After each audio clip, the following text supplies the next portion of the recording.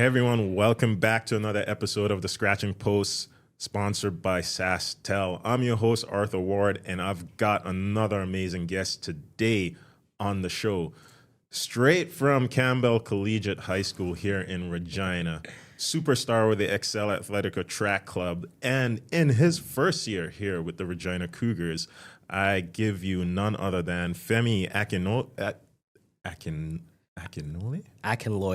Akinloye. Yes, sir. Akinloye. Yes, sir.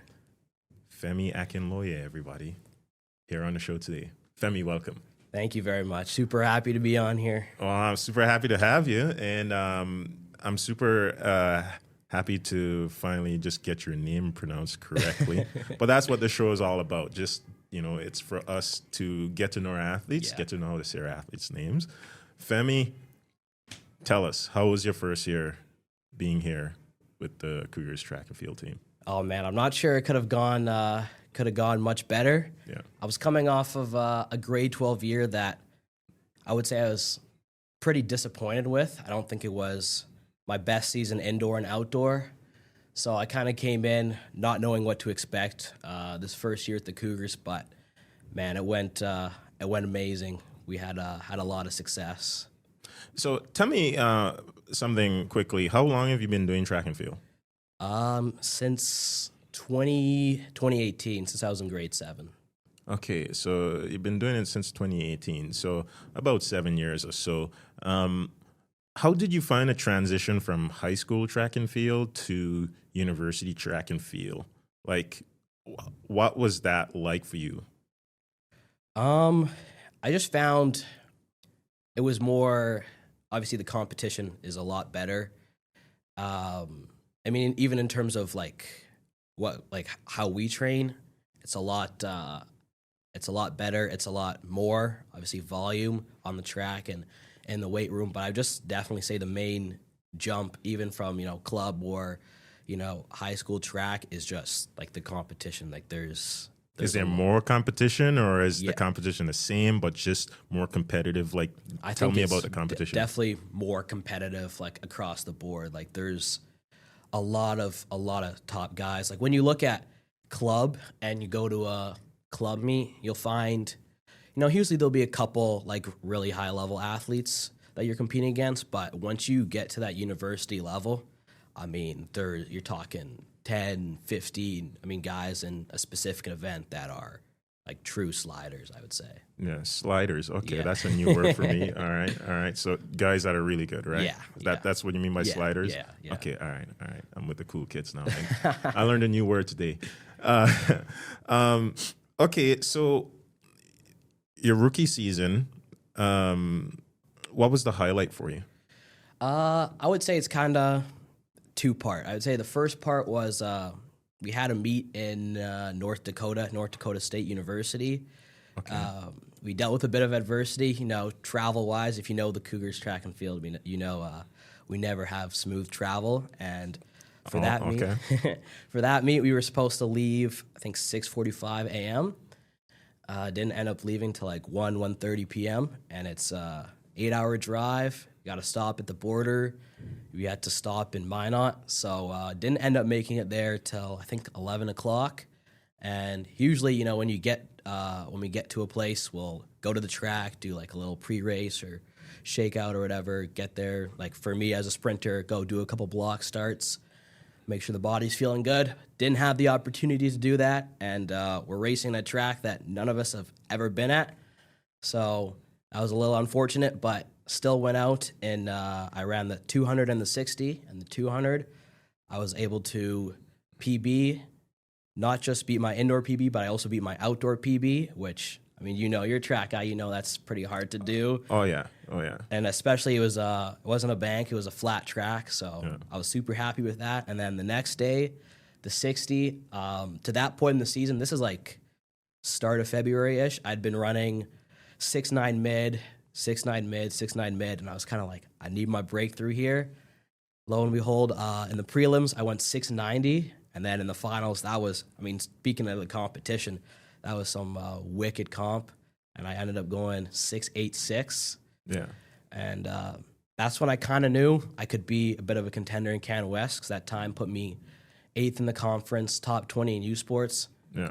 And then 2 weeks later, in Can West, I did the 16 300. 300, I outperformed where I was seeded. I was seeded 20th going in. Ended up finishing 12th, which I was pretty pleased with. And then in the 60, I was the last man into the finals. And I ended up finishing 5th out of 7. And I ran a 6.87 in the final. 687, yeah, I remember that. To cap it off, me, Javon Garwood, Storms Blocky, and Brett Franklin brought home the 4x2 silver in front of the home crowd, just capping off an amazing weekend. So would that silver be kind of like your, up there with your top highlights from the season? Oh, yeah. Just to do it with the guys, yeah. So let's go back to the North Dakota trip. Why do you think what was it about that trip that led to not just one, but 2 personal bests? The week going into that meet, I was really feeling confident about my training. I was feeling really, really good, really pleased with where I was at. And then, for those who don't know, U Sports, 200 is not a U Sports event. Yeah. So you don't really run the 200. But I was feeling really good about that, especially knowing that, like I said, the competition, even in the States, was really, really good. And I was in a really fast heat. But luckily for me, I had a good lane draw. I like to be more on the outside, but I also like to be able to chase people. And I was able to do both of those things. I don't know, their track is kind of weird, but I think I was like lane 4 equivalent. So I was chasing 2 guys on the outside. So you had a good draw in your heat. You weren't up front. You had somebody in front of you, so you could really get a good sense of your pace. Yes. Yeah. And I would say it to the audience, anyone watching or listening, it is easier to chase someone and run them down as opposed to running out in front and just running blind. It's like the hardest thing to do, to run out in lane 8 or lane 6 on the indoor track and just try to win it from that spot, because you might as well run blind. Unless you're Wade Van Niekerk from South Africa breaking the 400-meter world record up from lane 8. But then you pretty much just pretend like dogs are chasing you and just run for your life, pretty much. So, that's interesting, though. And, I can relate to that a little bit, turning back the clock a couple of years back. So I'm a jumper, and we would travel. When I was in high school, we would travel a little bit to go to meets and stuff like that. And at this time, my personal best in a triple jump was like, I want to say around like a 14 flat, that area. And I was only doing triple jump for like 2 years or so. And I remember we had a meet in Puerto Rico.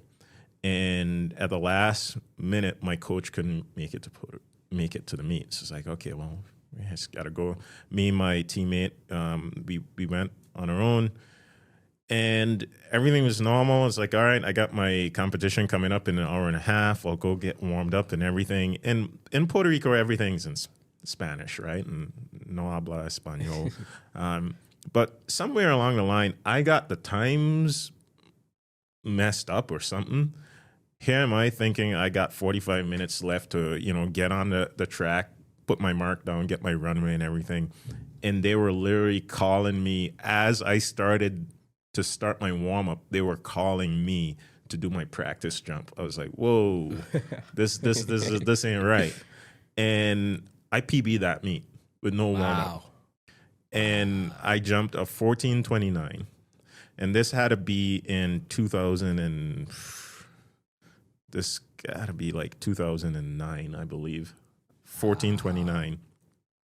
My final year with the Cougars in 2015, I was injured. I got like a cartilage worn out in my knee. So just trying to like do XLs and warm up, like my knee would just get swollen and just painful. Couldn't walk. So that whole season, I was like, I'm done school. Like, no, I'm done. I'm not coming back.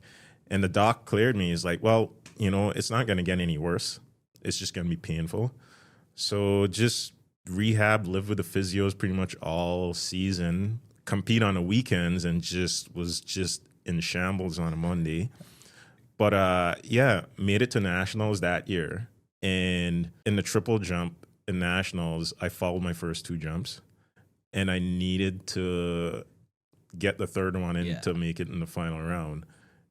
And then on my third jump, I jumped 14:32.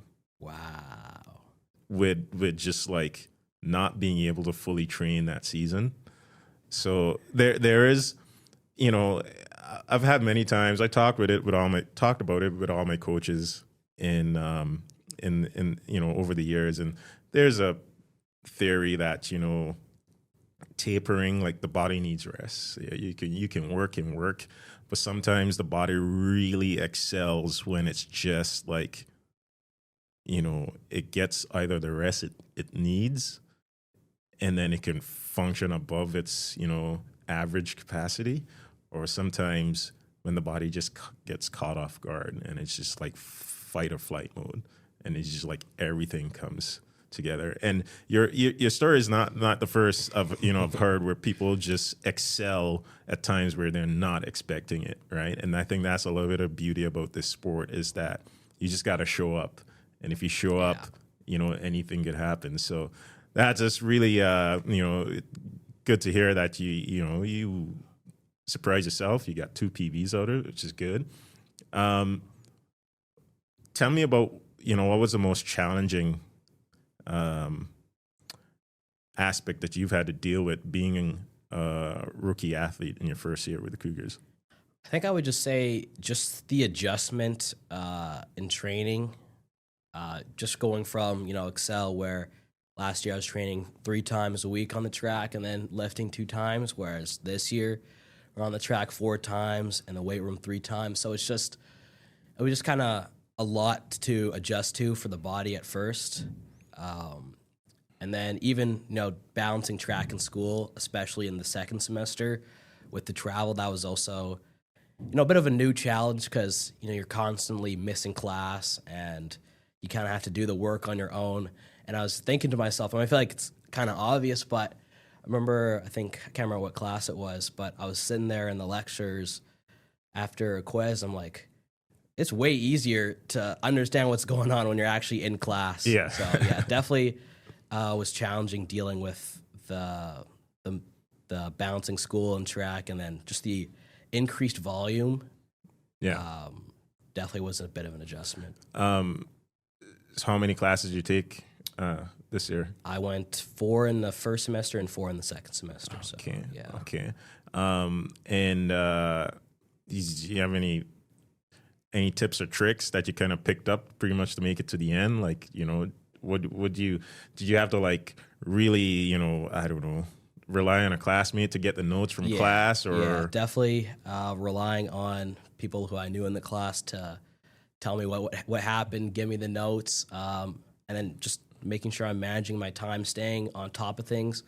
Like when we're traveling on the bus, making sure I'm able to, you know, do work in the hotel room as well, just not trying to fall behind, because that happened to me at the start of the second semester. I was in 2 online classes, and they're both like, you kind of do the work on your own, and I fell behind quickly, and it is a lot to try and catch up. So definitely just making sure I'm staying on top of things was important. I feel for track athletes here in Canada, university really doesn't start until the winter semester.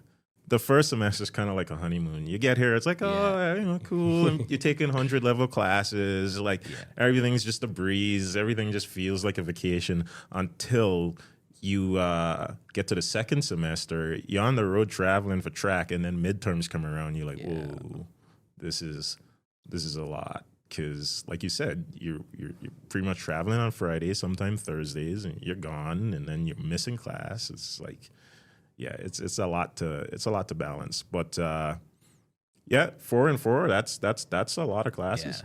Yeah. So before we jump to a quick break here, I want to tell us what your area of focus is in school. I'm studying political science as of now, but I might be switching out of that. And tell us what you might be switching to. Journalism. Journalism. All right. And this has to do with your sports media interests. Yes, I'm a big sports guy. I love sports. It's been my dream to work in sports since I was in like grade 9. I got a sports TikTok account. Yeah. Femi AK1. I got 5,777 followers right now. Trying to get to 6K. Go drop a follow. Support. If you like NHL, NFL, bit of NBA analysis, I got you. All right. So I'm a sports fan as well. I'm a Packers fan. I love the NFL. What sort of value am I going to get following your TikTok account? What you got for me there? I like talking about the biggest moves that go down and just a variety of topics. I like making top 10 lists, like who are the top 10 quarterbacks in the NFL. I like doing redrafts. So you look at an old draft and then you redraft, like based on what we know now, where each player would go. And then, I like breaking down the biggest moves. Like, for example, for your Packers, one of my favorite videos that I made was an Aaron Rodgers trade video when he got traded to the Jets. Okay. One of my good ones. I made a video talking about, like, sometimes there's a lot of hot takes in sports, and one of them was that the Raptors didn't really deserve their championship because of all the injuries that Golden State had, and I had to. That's a hot take for sure. Yeah. So okay, so the Raptors don't deserve what that. They got. Well, I saw someone say that, had to respond to that, but so that's not your view. That is not my take. That's why I had to make a video being like, no. Okay.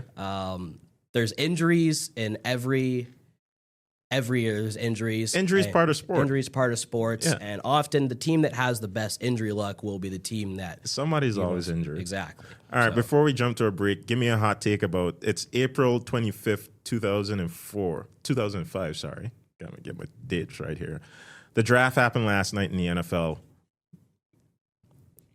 Give me a hot take on whether you thought Shedeur Sanders should have gone in the first round or not. Hot take. I think it was the right decision that Shedeur did not go first round. All right, we'll leave it there. We'll leave it there. We'll be right back with Femi after this short word from our sponsors. Don't worry about how much data you use on your phone. Switch to an unlimited data plan from SaskTel and keep doing all the things you need to do without any data overage fees. All right, we're back here on the Scratching Post presented by SaskTel. I'm your host, Arthur Ward, and we still have Femi here. Femi, very interested in sports and starting probably his own sports media company someday. I don't know. That seems to be in the cards. Where do you find the time to really keep up with all the sports interests and do school and train like 2 times a day for track and field? Yeah, that's been quite challenging, trying to balance all that. But even like I have my phone, I have this TV app on my phone where I can watch the game. So even we're in the weight room, we're lifting, I'll have a game on, just trying to keep up. And me and a couple buddies on the team, if you know Ben, Jackson Bauer, and we love talking about sports. So they kind of keep me grounded and keep me in the know with what's going on. But, and also, like I said, I follow a couple creators, Spawn Hour, Theo Ash, some of the best TikTok creators there are, and they also help me get my ball knowledge up, as they would say in the sports media world. Where do you see yourself 5 years from now, assuming that you want to jump in, fully into the sports media world? Yeah, that's a good question. I've kind of wrestled with whether, obviously, traditional sports media, working in a place like a SportsCenter or TSN, or kind of doing my own thing, maybe like a YouTube.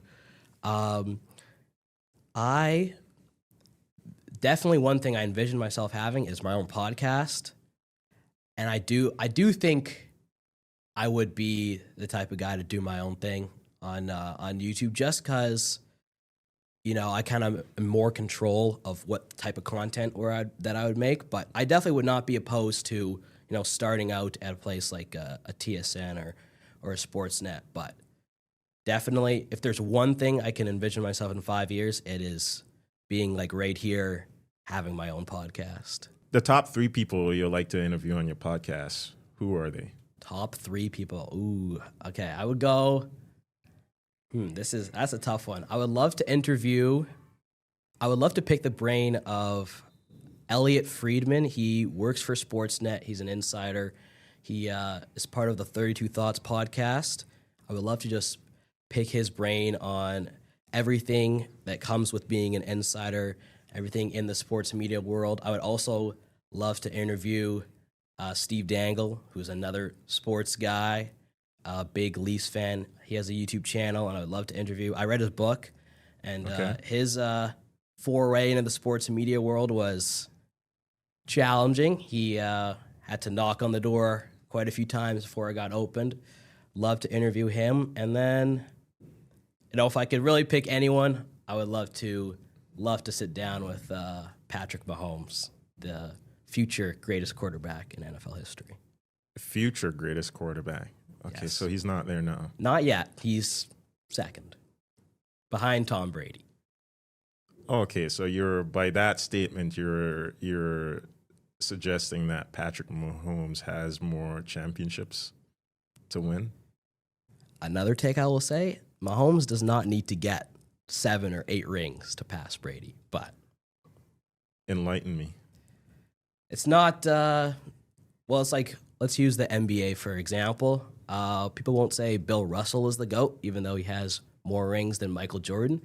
I think there's just more to it than just rings, because football, like a lot of other sports, is a team sport. Obviously, the quarterback is the most important position, but I think there's more that goes into it. Obviously, you can look at individual accolades like MVPs. Mahomes has got 2 of those already.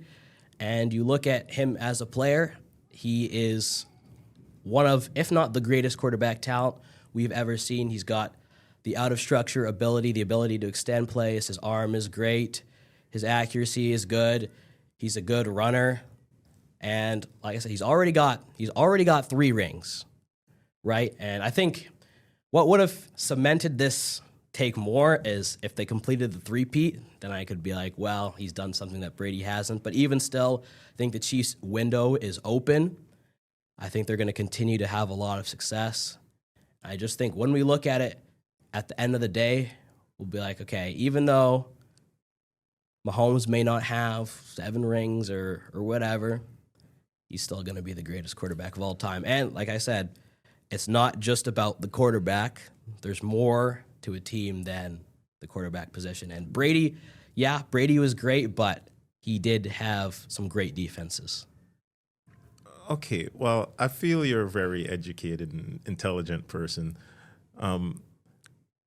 However, for someone also being in sports media, wouldn't it be safe to say that at the end of the day, there's only one thing the fans and the general public care about is how many championships you've won? And I go back to the Jordan-LeBron debate.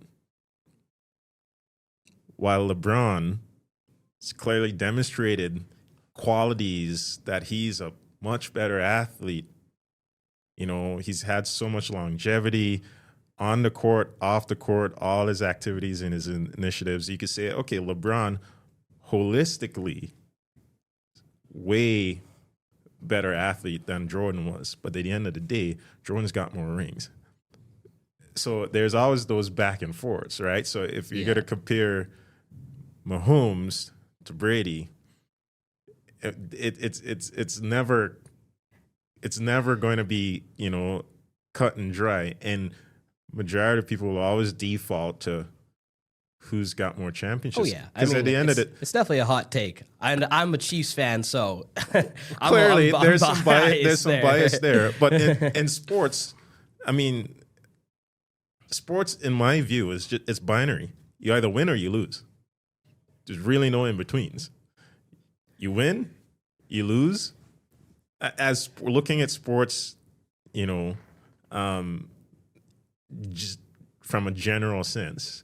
But interesting take on your point with Well, Patrick I would just Mahomes. also say, like, not everything is, in a quarterback's control, right? Like, or in a person's control So when it then comes down why to. do we praise the quarterback as much as we do? I think that's also the issue is we attach too much praise to the quarterback when they win, and then we put too much blame on them when they lose. And in reality, obviously, like I said, quarterback is the most important position, but I mean, there's 52 other players on the team. Why is the quarterback the most important position? Is it because the camera is on the quarterback more so than any other player in the field, or why are we saying that the quarterback is the most important position? They are, they're your leader, and they are the offensive hub, right? The offense runs through your quarterback, and you can look at all these successful teams, all these Super Bowl champions. More often than not, if you have a great quarterback, you are more likely to win a Super Bowl. If you don't have a great quarterback, you're not going to win the Super Bowl. You can look at we can run down the list. Jalen Hurts, Mahomes went back-to-back. Matthew Stafford with the Rams, Brady with the Bucks, all great quarterbacks. The quarterback is super, super important in the offense. And you look at, take wide receiver, another important position. Well, for them to make an impact, the offensive line has to hold up. The quarterback has to deliver a good throw, right, for the running back. Obviously, you need the offensive line to do their job and all that. And the quarterback, they got to know everything. They got to know everything, right? They got to set the protections. They got to know what routes the receiver is running. They got to be able to identify what defense is being run, and they got to do all this in a span of 2-3 seconds, because you take too long, then that pass rush is coming. So, the quarterback, there's a reason why they get paid all that money, because they are the leaders of your team. The offense runs through them. Okay. But they are not the sole reason team wins or loses. All right, well said. That's just me just feeling you out. I think I'll subscribe to your TikTok and get your other views and opinions. But in order to keep this from going too far over time, let me just come back to you personally here and just kind of close on just focusing on you here. You finished your first year here with the Cougars, and before the start of next season comes around, what's the one thing that you want to improve upon before you hit the track for next season? I think this actually would be something off the track. I would like to really lock in on my sleep and nutrition. I think I need to get a more consistent sleep schedule. I'm kind of all over the place. Balancing everything you got going on. Yeah, with regards to that, I got to do a better job of getting more sleep, do a better job of getting to bed early, actually waking up on time. And then with nutrition, I would just say I need to really educate myself more on what's good, what's not. I wouldn't say I have terrible nutrition. I would just say that I don't necessarily know what is most optimal as an athlete. I think that definitely needs, I think when it comes down to trying to take that leap, you got to look at these areas, not just on the track, but how can I be better off the track? Yeah. I feel nutrition is one of those things that is very difficult to get a handle on, because whereas, let's say, if you look at just the levels of training like a pyramid, right? Like you're in high school and you go and everybody's training the same way. You run a couple laps, you do some stretches, activations, you do your events, right? And then you get to grade 12. You might start, I'm going to lift some weights, after gym class or something, just to do some strength training. You get to university, your training frequency goes up. You're training 4 or 5 times a week. And then 3 of those 5 days, you're probably lifting weights, and you're lifting more weights than you ever lifted before. And that's a huge shock on your body. And then, you get weight programs that are tailored to event groups, right? So all the sprinters will have pretty much the same workout and strength workout for that group. But when it comes to nutrition, I find the challenge is you really can't take a nutrition plan off the shelf that somebody just makes for a whole group and make it work for you, because everybody I feel is different in terms of their nutritional needs. And, you've really got to take a lot of time and invest to discover what you need and, what your nutritional profile is made up of, and then trying to work that in your daily routine. And then you've got habits, your daily habits, and the things that you like to do, that's some of the things that you got to break on top of training more than you ever had, lifting more than you ever had, studying, taking more classes, you're on the road. It's tough is what I'm saying. Yeah. So, but keep at it. Yeah. It pays dividends in the long run. So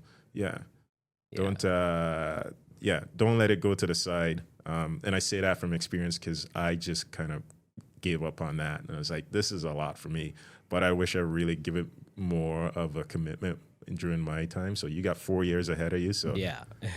definitely stay on that. Before we close out here, tell the people, tell us something about you that we may not know. Ooh, something Interesting about yourself that you feel you're willing to share with the people listening or viewing. Maybe that I'm super big into my faith. I follow Jesus. Everything I do is in his name. My faith has been super important for me this season as, you go through the ups and downs of a rookie year, just staying grounded with the Lord. And one group I would like to shout out is Athletes in Action here at U of R. They're, it's like a Christian athlete group where we meet every other Wednesday, just come play some games and then, talk about Jesus. And that group has been super important for me. Met a lot of new people through that group and just helping me stay grounded, helping me grow my faith. And I would just say that faith is super important to me, and also that I do really like to read is another thing.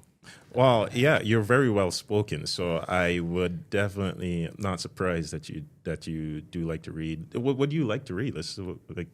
What interests you? I like to read obviously sports books. I've read a couple good ones. You've named a few already.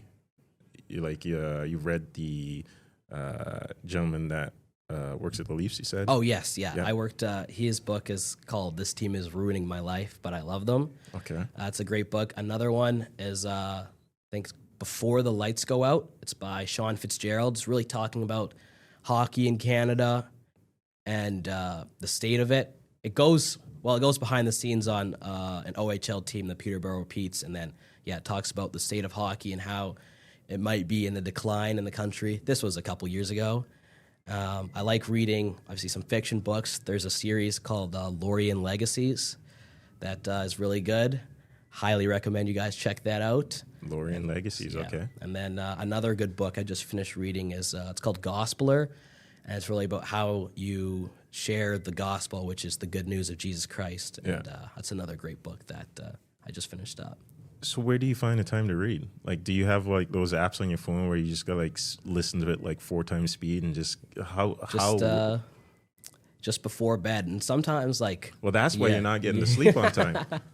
Yeah, like once I get on a roll with the book, like I just can't put it down. Like Gospeler, I think I started it maybe January or February, and then maybe a week or two ago, like I had like 150 pages left. Yeah. I just instead of studying for my finals, I just sat on the couch and I just finished the book in one go. Well, yeah. Hopefully, you had a good grade going into that finals. Yeah. Good. Yeah. Well, Femi, it was a pleasure having you here on the show. And before we go, you think the Leafs are going to win it all this year? I don't think they'll win it all. Oh, I think you heard it here first. The Leafs are not winning it all. They will beat the Senators, though. I'll say that. They're up 3-0, so. Okay. All right. Well, we'll leave it there, and then we will see what happens. But Femi, thanks a lot. Thank you so much for coming on the show today. Really enjoyed it. Really enjoyed chatting with you, and I wish you all the best in your future endeavors with the team and your everything else you got going on. One more time, you want to drop your TikTok right here for the listeners? Femi AK1 on TikTok. Go check me out. Sports analysis.